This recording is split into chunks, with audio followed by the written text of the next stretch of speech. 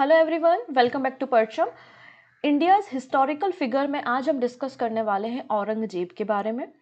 औरंगजेब जो है ये लास्ट इफेक्टिव मुगल रूलर बताए जाते हैं क्योंकि इनके बाद के जो इनके सक्सेसर थे, मतलब उत्तराधिकारी थे, वो इतने इफेक्टिव नहीं थे, उतनी ज़्यादा इनके पास पावर नहीं थी, एडमिनिस्ट्रेशन वो सही तरीके से रेगुलेट नहीं कर पाए और धीरे धीरे मुगल सल्तनत का खात्मा हो गया।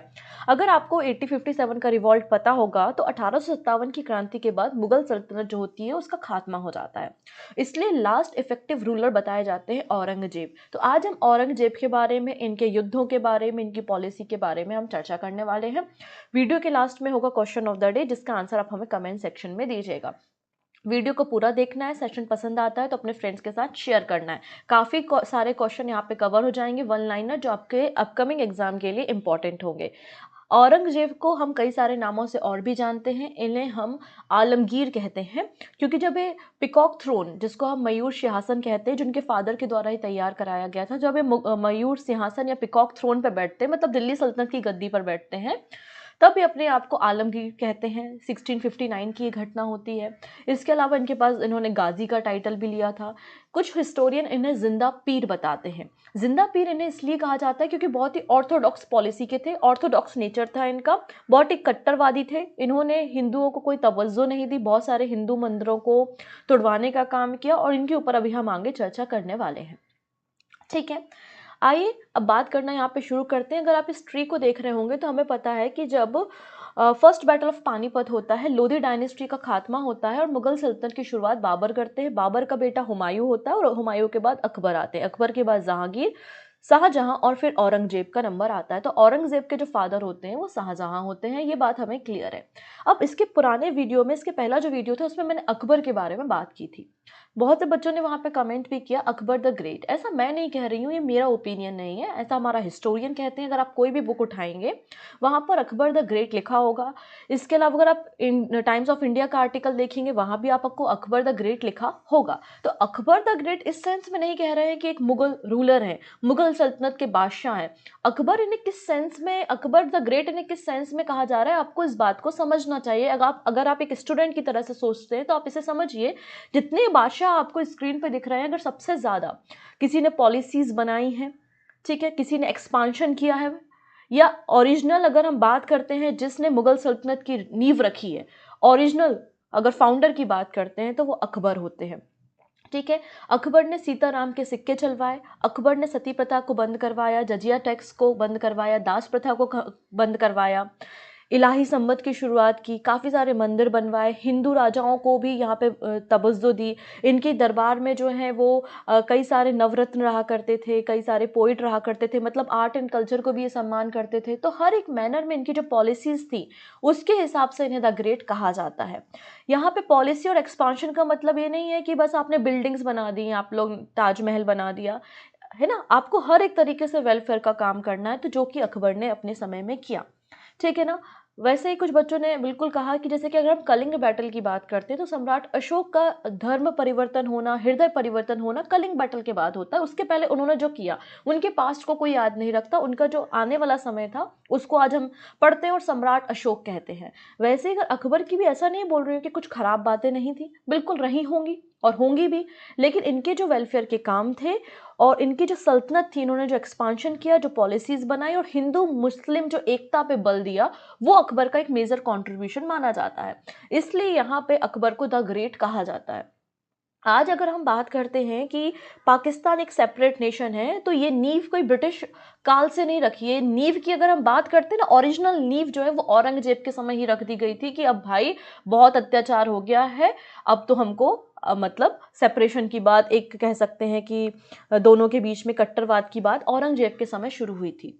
ठीक है, तो आई थिंक आप मेरा पॉइंट ऑफ व्यू समझ गए होंगे कि अकबर द ग्रेट मैंने लास्ट सेशन में क्यों कहा था। आइए आज हमें बात करनी है औरंगजेब के बारे में। औरंगजेब के बारे में डिस्कशन करने से पहले एक छोटी सी इन्फॉर्मेशन है आप लोगों के लिए। एसएससी कोर्स और एसएससी टेस्ट सीरीज अवेलेबल है हमारे परचम के एप्लीकेशन पे। अगर आप इसे लेना चाहते हैं तो आप पूजा 10 कोड यूज़ कीजिएगा और जिससे आपको एडिशनल 10% डिस्काउंट मिल जाएगा। परचम का एप्लीकेशन जो है वो आपको प्ले स्टोर से मिल जाएगा। ठीक है, चलिए तो औरंगजेब के बारे में बात करते हैं। औरंगजेब का जन्म जो है वो 3 नवंबर को होता है, 3 नवंबर को 1618 में। 3 नवंबर 1618 को औरंगजेब का जन्म होता है। कहाँ पर? दाहोद, जो आज गुजरात में है। तो दाहोद गुजरात में इनका जन्म होता है। इनके फादर का नाम शाहजहां होता है और इनकी मदर का नाम जो होता है, शाहजहां की वाइफ कौन है? मुमताज़ महल होती है। हालांकि इनका ज़्यादातर समय जो है अपनी दादी के पास गुजरा है, इन्होंने अपने पेरेंट्स के साथ उतना समय नहीं गुजारा है। औरंगजेब जो होते हैं वो शाहजहां के तीसरे नंबर के बेटे होते हैं। ठीक है। इनका ओरिजिनल नाम, मतलब बर्थ के समय इनका जो ओरिजिनल नाम होता है वो मुहिउद्दीन मोहम्मद होता है। मुहिउद्दीन मोहम्मद औरंगजेब का ओरिजिनल नाम होता है। औरंगजेब जो होते हैं वो एक सुन्नी मुस्लिम होते हैं और जो बहुत ही ऑर्थोडॉक्स प्रवृत्ति के होते हैं, बहुत ही कट्टरवाद होते हैं। ठीक है। और औरंगजेब आलमगीर के नाम से गद्दी पर बैठते हैं। जैसा कि मैंने बताया, इनका जन्म 3 नवंबर 1618 को होता है। अब औरंगजेब या राजा महाराजा उस समय हुआ करते थे तो बहुत सारी शादियां करते थे। तो औरंगजेब की जो फर्स्ट वाइफ थी, और बोला जाता है कि इनकी पसंदीदा वाइफ थी, जिनका नाम है दिलराज बानो बेगम। दिलराज बानो बेगम, जिनको रबिया उद दुर्रानी, जो कि ईरान की थी, तो रबिया उद दुर्रानी के नाम से भी जाना जाता है। दिलराज बानो बेगम औरंगजेब की वाइफ थी। और जब इनका निधन हो जाता है, इंतकाल हो जाता है इनकी वाइफ का, तो ये जो बीबी का मकबरा आप देखते हैं, जिसको हम घटिया कॉपी ऑफ ताजमहल भी बोलते हैं या कॉपी ऑफ ताजमहल भी बोलते हैं, डुप्लीकेट ऑफ ताजमहल भी बोला जाता है, जो कि औरंगाबाद महाराष्ट्र में आपको देखने को मिलेगा। बीबी का मकबरा वो औरंगजेब ने ही बनवाया था अपनी बेगम की याद में, दिलराज बानो बेगम की याद में। तो कई सारी वाइफ थी, लेकिन उनकी जो फेवरेट वाइफ बताई जाती है वो दिलराज बानो बेगम बताई जाती है, जिनकी याद में ये बीबी का मकबरा आपको देखने को मिलेगा। और ये क्वेश्चन कई बार एग्जाम में फ्रेम भी हुआ है, mini Taj of the Deccan. ठीक है। चलिए अब वापस हम आते हैं। तो औरंगजेब एक ऐसे रूलर है जिन्होंने सबसे ज़्यादा, अगर दक्षिण की तरफ बात करें, सदर्न इंडिया, इनका पूरा ध्यान जो था वो दक्षिण की तरफ था। तो सदर्न इंडिया में मुगल सल्तनत को एक्सपांड करने का क्रेडिट, और नॉर्थ ईस्टर्न स्टेट में सबसे ज़्यादा मुगल सल्तनत को एक्सपांड करने का क्रेडिट अगर किसी को देते हैं तो वो हम औरंगजेब को देते हैं। बताया जाता है, एक बहुत ही फेमस कहानी होती है कि एक बहुत ही बिगड़ैल सा हाथी होता है और उस हाथी को कंट्रोल करने का काम औरंगजेब करते, तो शाहजहां उनको बहादुर का टाइटल भी देते हैं, ऐसा भी हमें पता चलता है। ठीक है। फिर जब बुंदेलास के साथ वॉर चल रहा होता है शाहजहां को, तो उस बुंदेला वॉर को खत्म करने के लिए जो है वो भेजा जाता है औरंगजेब को। तो औरंगजेब जो है सक्सेसफुली अपना मिलिट्री कैंपेन खत्म करते हैं अपने फादर के लिए, और इनके फादर बड़े खुश हो जाते हैं। और जब इनके फादर बड़े खुश हो जाते हैं तो इन्हें वायसराय बना देते हैं या फिर गवर्नर बना देते हैं दक्कन का। तो ये दक्कन के, मतलब सदर्न इंडिया की हम बात कर रहे हैं, तो दक्कन साउथ के गवर्नर कौन होते हैं? साउथ के गवर्नर जो होते हैं वो औरंगजेब होते हैं। ठीक है। साउथ का गवर्नर या फिर दक्कन का गवर्नर किसे बना दिया जाता है? शाहजहां के द्वारा औरंगजेब को बना दिया जाता है। औरंगजेब के और भी बेटे होते हैं जिनमें इनके फेवरेट बेटे, सॉरी, शाहजहां के और भी बेटे होते हैं जिनमें इनके सबसे फेवरेट बेटे, इनका पहला बेटा, फर्स्ट बेटा होता है, जिसका नाम होता है दारा शिकोह। तो दारा शिकोह से बहुत ही ज़्यादा उनको लगाव होता है शाहजहां को। तो कभी भी कोई कैंपेन वगैरह होता है, कोई युद्ध वगैरह होता है, तो वो दारा शिकोह को कभी नहीं भेजते। बाकी सारे बेटे को वो युद्ध करने के लिए, कैंपेन के लिए, मिलिट्री कैंपेन के लिए भेजते हैं, लेकिन दारा शिकोह को कभी नहीं भेजते। दारा शिकोह की एक छवि ऐसी बताई जाती है कि जैसे कि अकबर थे सभी धर्मों का सम्मान करने वाले, वैसे ही दारा शिकोह थे। इनके एक हाथ में कुरान हुआ करती थी और एक हाथ में गीता हुआ करती थी। तो बहुत ही शानदार सी प्रवृत्ति के थे, लेकिन मिलिट्री या एडमिनिस्ट्रेशन में इनको, उनका हाथ जरा कम था। मतलब क्योंकि कभी इनका इन्वॉल्वमेंट रहा नहीं, क्योंकि फेवरेट बेटे थे, तो इसलिए शाहजहां ने कभी भी इनको मिलिट्री कैंपेन में इन्वॉल्व किया नहीं। ठीक है। तो दारा शिकोह जो है वो शाहजहां के पहले बेटे होते हैं, और शाहजहां जो है वो अपना सक्सेसर मतलब अपना उत्तराधिकारी, जो कहते हैं कि मेरे मरने के बाद दारा शिकोह जो है वो सल्तनत पे बैठेंगे, गद्दी के उत्तराधिकारी होंगे। तो ये बात औरंगजेब को और दूसरे बेटों को बिल्कुल भी पसंद नहीं है, जिनके ऊपर अभी हम बैटल ऑफ सक्सेशन के ऊपर चर्चा करते हैं, उत्तराधिकार की लड़ाई। तो नॉर्थ के जो गवर्नर होते हैं वो दारा शिकोह होते हैं, जबकि साउथ के जो गवर्नर होते हैं, आप एक तरीके से कह सकते हैं, वो औरंगजेब होते हैं। तो औरंगजेब के मिलिट्री कैंपेन के कारण, उनके प्रॉपर एडमिनिस्ट्रेशन के कारण बाद में इन्हें गुजरात, मुल्तान और सिंध, जो वर्तमान पाकिस्तान का रीजन है, वहां का भी गवर्नर बनाया जाता है। ठीक है। अब शाहजहां की जो तबीयत होती है ना, वो 1657 तक आते आते काफी, मतलब कमजोर हो जाते हैं, बीमार पड़ने लगते हैं। और जब भी बीमार पड़ने लगते, कोई राजा अगर बीमार पड़ेगा तो वहां पर अब सक्सेशन का बैटल शुरू होगा कि अगला राजा कौन है। ठीक है। अगला राजा कौन है। हालांकि दारा शिकोह को सभी लोग पसंद करते थे, उनके परिवार के हो गए, उनके राज दरबार के, जनता हो गई, लेकिन अगर मिलिट्री पॉइंट ऑफ व्यू से देखें, एडमिनिस्ट्रेशन पॉइंट ऑफ व्यू से देखें, तो दारा शिकोह को लोग पसंद नहीं करेंगे उस लिहाज से, क्योंकि वो उतने ज्यादा स्ट्रांग थे नहीं। तो 1657 में जब शाहजहां बीमार पड़ने लगते हैं तो उनके बेटों के बीच में बैटल ऑफ सक्सेशन शुरू हो जाता है। आइए हम उसी बैटल ऑफ सक्सेशन के ऊपर थोड़ी सी चर्चा करते हैं। जैसा कि मैंने कहा कि इनके 4 बेटे हैं, दारा शिकोह, मुराद, औरंगजेब और शाह सुजा। 4 बेटे हैं, दारा शिकोह, मुराद, औरंगजेब और शाह सुजा। ठीक है, शाह सुजा उस समय गवर्नर होते हैं बंगाल के, मुराद होते हैं गवर्नर ऑफ गुजरात के, Dara Shikoh governor of north जिनको सक्सेसर डिक्लेयर किया गया है शाहजहां ने, और फिर औरंगजेब जो है वो गवर्नर ऑफ साउथ होते हैं। जब शाहजहां की तबीयत खराब होती है, 1657 की बात है, तो इस बात का फायदा उठा लेते हैं मुराद और शाह सुजा। तो शाह सुजा और मुराद अपने आप को इंडिपेंडेंट रूलर डिक्लेयर कर देते हैं कि बंगाल का राजा मैं हूं और गुजरात का राजा मैं हूं। तो ये बात दारा शिकोह को पसंद नहीं आती, तो दारा शिकोह जो है वो शाहजहां की आर्मी के साथ जो है वो मिलिट्री कैंपेन इनके ऊपर करते हैं, तो जिसमें शाह सुजा की हार हो जाती है। और शाह सुजा फिर सपना देख देते हैं कि अब मुझे कभी दिल्ली की गद्दी मिलेगी, इस तरीके का सपना देखना छोड़ देते हैं।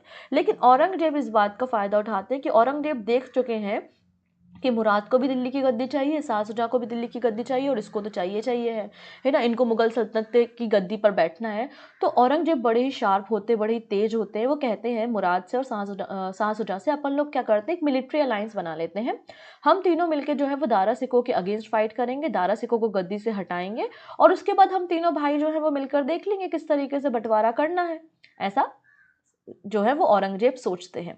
हालांकि शाह सुजा तो है पहले ही हिम्मत हार चुके हैं जब इनका सामना दारा शिकोह की मिलिट्री से होता है। चलिए, अब यहाँ पर इन तीनों की जो मिलिट्री अलायंस है, ये तीनों की मिलिट्री अलायंस जो है वो दारा शिकोह के अगेंस्ट फाइट करती है, जिसको आप धर्मत का युद्ध भी कहते हैं, बैटल ऑफ धर्मत। धर्मत ये जगह कहाँ पर है, तो मध्य प्रदेश में महाकाल की नगरी उज्जैन के समय के पास ये बैटल होती है, जिसे हम बैटल ऑफ धर्मत कहते हैं। कई बार ये क्वेश्चन पूछा गया है कि धर्मत कहाँ है, तो धर्मत उज्जैन में है। हम बात कर रहे हैं यहाँ पर बैटल ऑफ धर्मत के बारे में। ठीक है, इतनी चीज़ें। तो बैटल ऑफ धर्मत यहाँ पर हो रही है औरंगजेब की ज्वाइंट फोर्स है मुराद बख्श के साथ, और नर्मदा नदी के किनारे यहाँ पे बताया जाता है। हालांकि उज्जैन जो है वो क्षिप्रा रिवर के किनारे है, लेकिन कई जगहों पे आंकड़ा मिलता है कि शायद उस आसपास का कोई रीज़न रहा होगा, वहाँ पर ये बैटल होती है।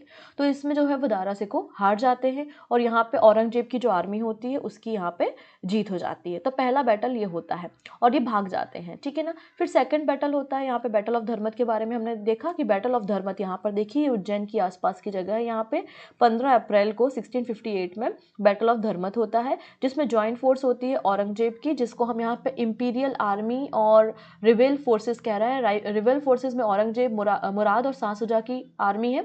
इंपीरियल आर्मी में शाहजहां और दारा शिकोह हैं। तो यहाँ पर इंपीरियल आर्मी की हार होती है, और यहाँ पे जो है बैटल ऑफ धर्मत दारा शिकोह हार जाते हैं। बैटल ऑफ धर्मत दारा शिकोह हार जाते हैं। कुछ समय बाद बैटल ऑफ समरगढ़ होती है। तो बैटल ऑफ समरगढ़ जो है, इसमें भी क्या होता है, दारा शिकोह के अगेंस्ट होती है। ये बैटल 1658 में कहाँ होती है, आगरा के पास होती है, और इस बैटल में भी दारा शिकोह हार जाते हैं और औरंगजेब की आर्मी जीत जाती है अगेन, और दारा शिकोह जो है वो भाग जाते हैं। समरगढ़ के बैटल के बाद भी क्या होते हैं, दारा शिकोह भाग जाते हैं। अब ये तो भाग गए हैं, लेकिन इनके भाग गए हैं, ये तो 2 बार बैटल में हार चुके हैं, तो औरंगजेब समझ चुका है कि अब भाई हो गया। तो ये क्या करते हैं, धीरे से मुराद को भी मार देते हैं। मुराद को मारने के बाद शाह सुजा को भी मार देते हैं। तो मुराद को भी मार दिया, शाह सुजा को मार दिया, और जो फादर है शाहजहां, वो तो बीमार है, बीमार होने के साथ साथ इनको जेल में डाल देते हैं, ठीक है ना। शाहजहां को औरंगजेब क्या करता है, जेल में डाल देता है। अब बच गया दारा शिकोह। तो दारा शिकोह अभी भाग रहा है, दारा शिकोह अभी यहाँ वहाँ भाग रहा है, लेकिन कुछ समय बाद क्या होता है, दारा शिकोह पकड़ में आ जाते हैं, ठीक है ना। दारा शिकोह जो है वो क्या होते हैं, पकड़ में आ जाते हैं, क्योंकि यहाँ वहाँ शरण ले रहे होते हैं। तो मलिक जीवन के पास दारा शिकोह जाते हैं छुपने के लिए, और यहाँ पे विश्वासघात कर देते हैं मलिक जीवन, और औरंगजेब को दे देते हैं दारा शिकोह। और दारा शिकोह को जो है वो औरंगजेब फिर मृत्युदंड दे देते हैं, उनका गला कटवा देते हैं। मृत्युदंड से पहले औरंगजेब बहुत ही गंदा व्यवहार दारा शिकोह के साथ करते हैं। ऐसा बताया जाता है, एक ऐसे कमजोर से हाथी में उनको बिठाला जाता है, एकदम फकीरों के कपड़े पहना के, काला मुंह करके, पूरे दिल्ली सल्तनत में, पूरे अपने एम्पायर में घुमाया जाता है। मतलब बहुत ज़्यादा इनकी इंसल्ट यहाँ पर की जाती दारा शिकोह की, और उसके बाद इनको मार दिया जाता है। और जो इनके गर्दन को काट दिया जाता है, और गर्दन को काट कर जो गिफ्ट, एज अ गिफ्ट जो है वो शाहजहां को दिया जाता है। तो ऐसा बताया जाता है कि शाहजहां के फेवरेट बेटे थे, सबसे प्यारे बेटे थे, जिसका बहुत असर जो है वो शाहजहां पे हुआ, और जेल में 7 साल रहने के बाद जो है वो शाहजहां की भी डेथ हो जाती है। क्लियर है। तो इस तरीके से देखिए औरंगजेब ने इस बैटल ऑफ सक्सेशन में अपने तीनों भाइयों को, चाहे वो मुराद हो, शाह शुजा हो और दारा सिकोह हो, सभी को मार दिया। अपने पिता को इन्होंने जेल में डलवा दिया, जिसमें जहां पर पिता की डेथ हो जाती है। तो इस तरीके से 1657 से 1659 तक बैटल ऑफ सक्सेशन चलती रहती है। और फाइनली यहाँ पर आप देखेंगे यहाँ पर ये पूरा मुगल सल्तनत है। इसके बाद 1659 में जो औरंगजेब होते हैं वो गद्दी पर बैठ जाते हैं। औरंगजेब जो है वो गद्दी पर बैठ जाते हैं और मुगल सल्तनत के बादशाह बन जाते हैं दिल्ली में। अब आगे का जो 10 साल है इनका, first 10 year of the rule जो है औरंगजेब का, वो आपको आलमगीर नामा में देखने को मिलेगा। और आलमगीर नामा जो है वो मोहम्मद काजिम के द्वारा लिखी गई है। आप देख सकते हैं ये जो डार्क कलर में है ये मुगल एम्परर बाबर के समय था। बाबर ने यहाँ पे दिल्ली, आगरा, लाहौर, काबुल तक कब्जा किया था। लेकिन जब आप अकबर का समय देखते तो अकबर का जो लाइट दिख रहा है, लाइट ब्राउन, ये पूरा कलर जो है एरिया वो अकबर के समय है। तो अकबर ने भी दक्कन तक, मतलब बीजापुर वगैरह के बारे में मैंने आपको बताया है, अहमदनगर के बारे में, चांद बीबी के बारे में अकबर के सेशन में कवर किया है। नहीं देखा है तो आप जाके देख लेंगे। और फिर आप देखेंगे दक्षिण भारत में अगर किसी ने एक्चुअली विजय पाई है तो वो औरंगजेब है। तो ये पूरा का पूरा जो है वो आपको औरंगजेब के समय देखने को मिलेगा, मुगल सल्तनत। अब यहाँ पे छोटी सी कुछ कहानियां याद आती हैं, वो भी मैं आपको डिस्कस कर देती हूँ। आप लोगों ने बीर सिंह बुंदेला का नाम सुना होगा, जो कि ओरछा के राजा थे, है ना। तो बीर सिंह बुंदेला जो थे वो जहांगीर के फ्रेंड थे और अकबर के बहुत विश्वास पात्र थे अबुल फजल। और अबुल फजल को मारने का काम किसने किया था? बीर सिंह बुंदेला ने किया था। और बीर सिंह बुंदेला ने एक मंदिर बनवाया था जिसका नाम है केशव नारायण मंदिर। केशव नारायण मंदिर बीर सिंह बुंदेला ने बनवाया था, लेकिन उसको तोड़ा किसने था? औरंगजेब ने। क्योंकि औरंगजेब ने सबसे ज्यादा हिंदू मंदिरों को डिस्ट्रॉय करने का काम किया है। और मुस्लिम संप्रदाय को, मुस्लिम धर्म को अगर किसी ने सबसे ज्यादा हानि पहुंचाई है, नुकसान पहुंचाया है, तो वो भी औरंगजेब है। अगर आप किसी से जबरदस्ती कट्टरवाद का सहारा लोगे, किसी को धर्म कबूल करने के लिए मजबूर करोगे, उनकी भावनाओं के साथ खेलोगे, और अगर कोई व्यक्ति धर्म कबूल नहीं करेगा इस्लाम, तो आप उसको मार दोगे और हिंदू मंदिरों को आप तुड़वाओगे, तो इससे क्या होगा? एक हीन भावना जो है वो हिंदुओं के बीच में आ जाएगी कि ऐसा कैसा धर्म है ये जहां पे लोगों की हत्या कराई जा रही है। तो ये दूरदर्शी नहीं थे। इन्होंने आज का सोचा कि आज मंदिर तोड़ दो, जबरदस्ती लोगों से करके इस्लाम कबूल करवा लो, लेकिन बाद में लोगों का छवि कैसा बनेगा इस्लाम के प्रति, इस बारे में इन्होंने सोचा नहीं। तो अगर इस्लाम धर्म को सबसे ज्यादा नुकसान किसी ने पहुंचाया है तो वो भी हम औरंगजेब को कहेंगे। और सबसे ज्यादा हिंदू मंदिरों को तोड़ने का काम भी किसी ने किया है तो वो हम औरंगजेब को ही कहेंगे। तो बीर सिंह बुंदेला के द्वारा बनवाया गया जो केशव नारायण मंदिर था उसको तोड़ दिया। और जब इसको तोड़ दिया तो यहाँ पे ऑलरेडी जाट लोग जो थे वो इनसे खुन्नाए हुए थे। तो यहाँ पे जाटों का विद्रोह जो है वो औरंगजेब के खिलाफ शुरू हो जाता है। आप लोग ने एक जाट के नाम सुना होगा, गोकुला। तो गोकुला ने औरंगजेब के खिलाफ जो है वो विद्रोह किया था। गोकुला के बाद यहाँ पर गोकुला की मृत्यु के बाद जो राजा राम होते हैं वो यहाँ पे जाट विद्रोह करते हैं। बताया ऐसा जाता है कि जो सिकंदरा आगरा में अकबर की कब्र होती है ना, तो अकबर की कब्र को खोद कर जो है उसको जला देते हैं। कौन? राजा राम, है ना। इस तरीके से जाटों का विद्रोह काफी लंबे समय तक चलता रहा, जिससे औरंगजेब ने फाइट की है।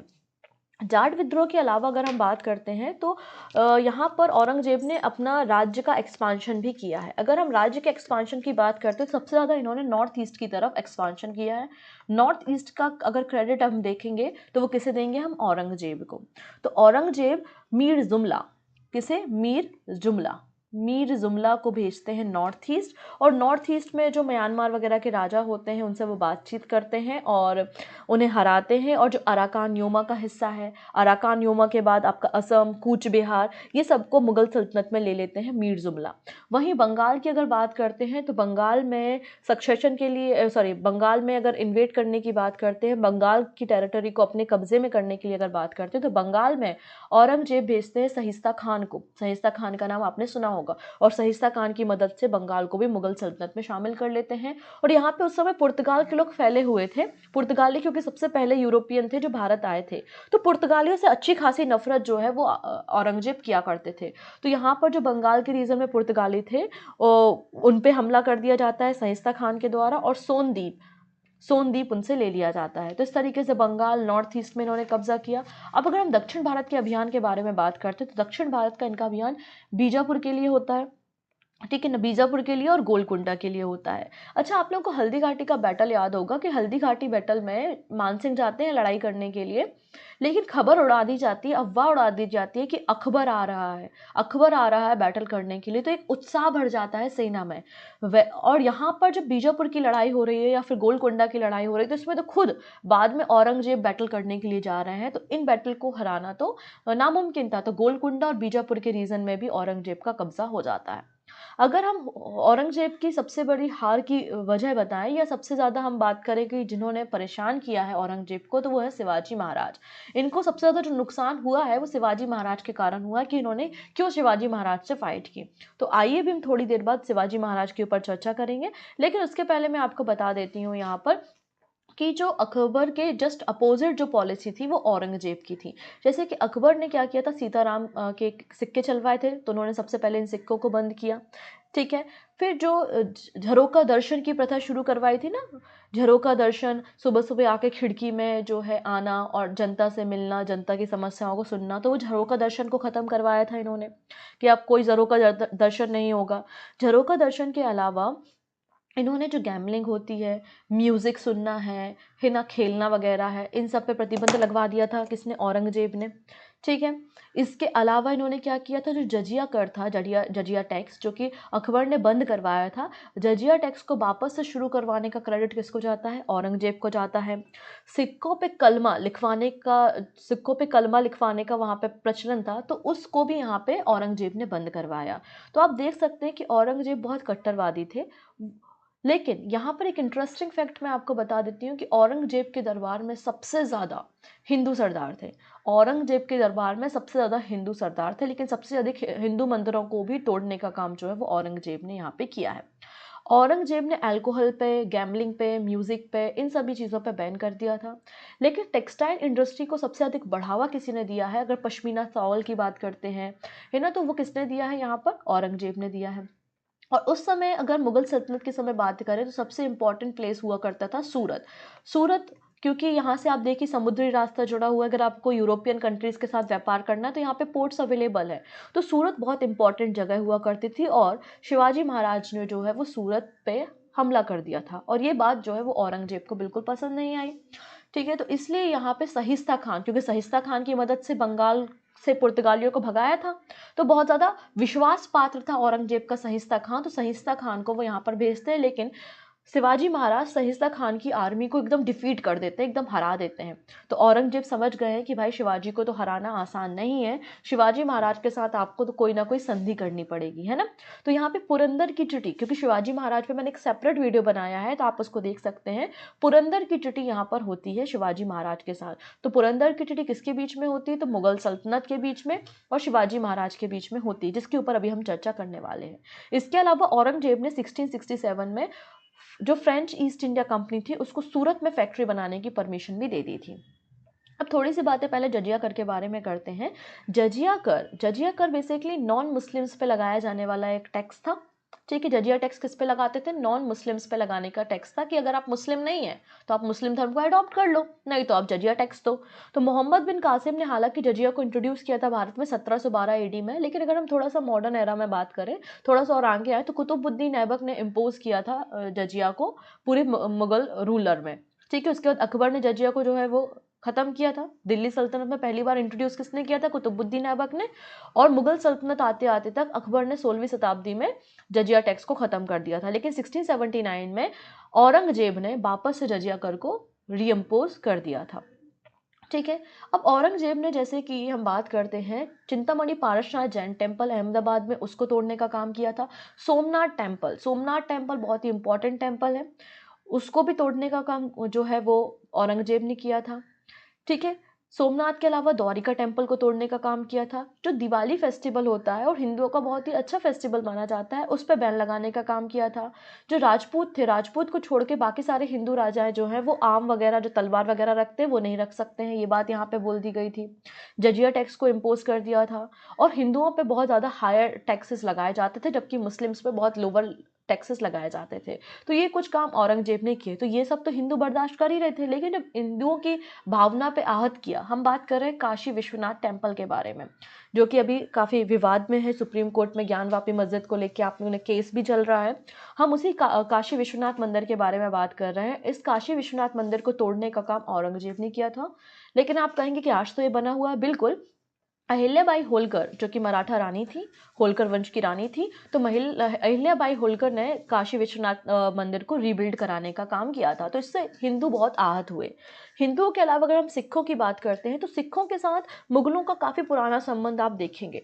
अगर हम गुरु रामदास जी के बारे में बात करते हैं, सिखों के गुरु के बारे में, तो अकबर ने गुरु रामदास जी को 500 बीघा की ज़मीन जो थी वो ग्रांट में दी थी, दान दी थी, है ना। वहीं अगर हम जहांगीर के बारे में बात करते हैं तो जहांगीर ने सिखों के गुरु अर्जुन देव जी आप यहाँ देखेंगे, इनको मरवाने का काम किसने किया था? यहाँ पे इनको मारने का काम किसने किया था? जहांगीर ने किया था। वहीं अगर हम सिखों के 9वें गुरु के बारे में बात करते हैं, सिखों के 9वें गुरु है गुरु तेग बहादुर। तो गुरु तेग बहादुर जी ने दारा सिखों को शरण दी थी, ठीक है। तो यहाँ पे इस बात से अगेंस्ट हो गए थे औरंगजेब, और औरंगजेब ने अपने दरबार में सिख गुरु तेग बहादुर जी को बुलाया था और कहा था कि आप मुस्लिम धर्म को, इस्लाम धर्म को कबूल कर लो। लेकिन गुरु तेग बहादुर ने इस बात से मना कर दिया था कि मैं इस्लाम को कबूल नहीं करूंगा। तो इस बात से नाराज होकर जो 9वें सिख गुरु थे गुरु तेग बहादुर जी, उनका सिर जो है वो अलग कर दिया गया औरंगजेब के द्वारा 1675 में, 1675 में। तो इस तरीके से एक इतिहास भी रहा है। तो आप देख सकते हैं कि सिखों के साथ भी इन लोगों का, मुगलों का, बाद में कोई अच्छा तालमेल नहीं बैठा जहांगीर के समय से। फिर गुरु गोविंद सिंह जी होते हैं, तब भी औरंगजेब की बैटल जो है उनके साथ चलती रहती है। तो इस तरीके से ये मुस्लिमों का इतिहास सिखों के साथ और हिंदुओं के साथ रहा है। फिर मैंने आपको बताया जाटों का विद्रोह हुआ, है ना, मथुरा के आसपास। फिर शिवाजी महाराज, संभाजी महाराज, सिख, इन सब के विद्रोह यहाँ पे औरंगजेब के समय हुए हैं। शिवाजी महाराज की जैसे कि मैंने बात की, सहिस्ता खान को ये भेजते हैं, शिवाजी उनकी सेना को हरा देते हैं और यहाँ पे पुरंदर की ट्रीटी होती है। पुरंदर की संधि 1665 में होती है, और ये पुरंदर की ट्रीटी जो है शिवाजी महाराज और राजा जयसिंह के बीच में होती है, ठीक है ना। इसके बदले में क्या होता है? इसके बदले में शिवाजी महाराज को कहा जाता है कि आप कुछ किले जो है शिवाजी महाराज मुगलों को दे देते हैं, और मुगल दरबार में शिवाजी महाराज को बुलाया जाता है। मुगल दरबार में शिवाजी महाराज पहुंचते हैं, आगरा 1666 में जाते हैं, लेकिन उनको वो सम्मान नहीं दिया जाता, और जहांगीरी महल में औरंगजेब जो है वो शिवाजी महाराज को अरेस्ट करा लेते हैं, ठीक है, अरेस्ट करा लेते हैं। लेकिन शिवाजी महाराज फूलों की टोकरी, फलों की टोकरी का सहारा लेते हुए एक साधु का भेष धारण करके वहां से भाग जाते हैं। तो पूरे जीवन काल में शिवाजी महाराज जो है और मुगलों की, वहां पर आपको औरंगजेब की लड़ाई होती हुई दिखाई देगी, ठीक है। तो ये यहाँ पर आप एरिया देख सकते हैं किस तरीके से नॉर्थ ईस्ट का एरिया हो गया, मीर जुमला के यहाँ पर। फिर यहाँ पे आप दक्कन का रीजन तो देखेंगे, वहाँ के तो गवर्नर ही थे। बीजापुर गोलकुंडा में खुद गया था औरंगजेब, और शिवाजी महाराज के साथ भी इसने फाइट की। सिखों के गुरु तेग बहादुर जी को उन्होंने फांसी दे दी और कई सारे हिंदू मंदिरों को तोड़ने का काम किया। तो ये कुछ बातें थी औरंगजेब के बारे में, आई थिंक आपको समझ में आई होगी। अब बात कर लेते हैं डेथ ऑफ औरंगजेब के बारे में। तो 3 मार्च 1707 में औरंगजेब का मृत्यु हो जाता है। 88 साल की उम्र में, 88 ईयर्स के होते हैं, और लगभग 49 ईयर्स का इनका रूलिंग पीरियड होता है। एक नेचुरल डेथ होती है, लेकिन इनकी डेथ के पहले ये अपने सक्सेसर को अनाउंस नहीं करते हैं। तो अगेन इनके 3 बेटे होते हैं, बहादुर शाह वन, मोहम्मद आजम शाह और मोहम्मद कामबख्श। इनके बीच में जो है वो सक्सेशन का बैटल अगेन शुरू हो जाता है, और यहाँ पर बहादुर शाह वन जो है वो औरंगजेब के बाद मुगल सल्तनत पे बैठते हैं। लेकिन धीरे धीरे इनकी पावर कम होती जाती है, और 1857 के रिवॉल्ट के बाद मुगल सल्तनत का खात्मा आपको होते हुए दिखाई देगा। तो आई थिंक आपको लास्ट इफेक्टिव रूलर जो थे औरंगजेब, उनके बारे में पता यहाँ पर सारी बातें चली होंगी। तो आपको succession battle, battle of Dharmat से क्वेश्चन आते हैं, बैटल ऑफ सामूगढ़ से क्वेश्चन आते हैं, पुरंदर की संधि से क्वेश्चन पूछे जाते हैं। तो इस तरीके से क्वेश्चन पूछे जाते हैं। आइए एक यूपीएससी का छोटा सा क्वेश्चन हम देख लेते हैं, क्वेश्चन ऑफ द डे, जिसका आंसर आप हमें कमेंट में देना। क्वेश्चन ये है कि Dara Shikoh was the youngest son of the Shah Jahan. Second, Dara Shikoh was the devotee of Qadri silsila. ठीक है, तो कौन सा स्टेटमेंट यहाँ पे सही है? दोनों स्टेटमेंट सही है, दोनों गलत है, केवल एक सही है या केवल 2 सही है? ठीक है, तो आपको जो सही आंसर लगता है वो आप हमको कमेंट में बताइएगा, रिप्लाई भी मैं आपको वहीं पे कर दूंगी।